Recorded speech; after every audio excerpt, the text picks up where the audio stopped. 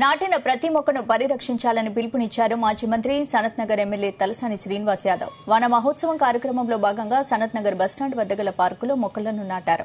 పర్యావరణ పరిరక్షణ కోసం ప్రతి ఒక్కరూ బాధ్యతగా భావించి విరివిగా మొక్కలను నాటాలన్నారు.